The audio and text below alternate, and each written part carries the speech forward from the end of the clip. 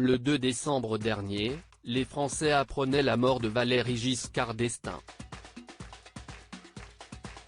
En raison de la crise sanitaire, les obsèques de l'ancien président de la République se sont déroulées en petit comité.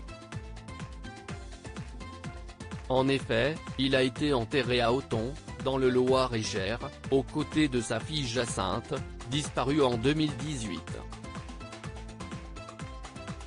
Seule la famille et son cercle très proche d'amis avaient pu y assister, afin de respecter les mesures sanitaires.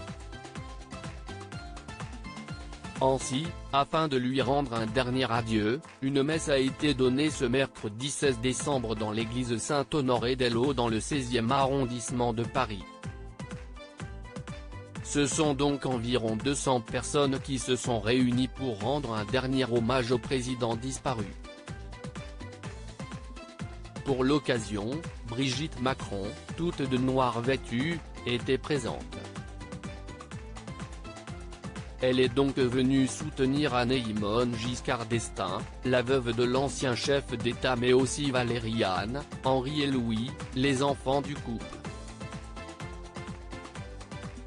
Pour cette sortie, la première dame était en solo puisque son époux Emmanuel Macron participait au Conseil de défense Covid-19 puis au Conseil des ministres avec l'ensemble du gouvernement à ce moment-là. Cependant, le président de la République avait décrété une journée de deuil national le 9 décembre dernier et un nouvel hommage sera rendu à Valéry Giscard d'Estaing le 2 février prochain au Parlement européen, en présence d'Emmanuel Macron. Pour rappel, Antoine Romanet, évêque aux armées, avait fait savoir que l'ancien président avait tout préparé lui-même mais également qu'il ne souhaitait pas qu'un hommage national soit organisé. Emmanuel Macron, positif au Covid-19. La nouvelle est tombée ce jeudi 17 décembre dans la matinée, Emmanuel Macron est positif au Covid-19. Considérée comme cas contact, Brigitte Macron, testée négative, ne présente aucun symptôme selon son secrétariat.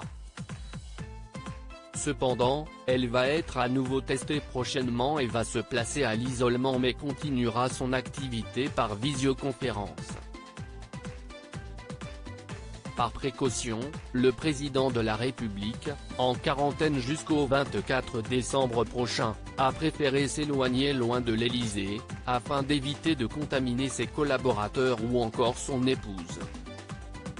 Il se trouve donc à la Lanterne, le pavillon présidentiel situé à Versailles, d'où il pourra à la fois s'isoler et continuer à travailler, comme l'a indiqué l'Élysée à l'AFP ce vendredi 18 décembre.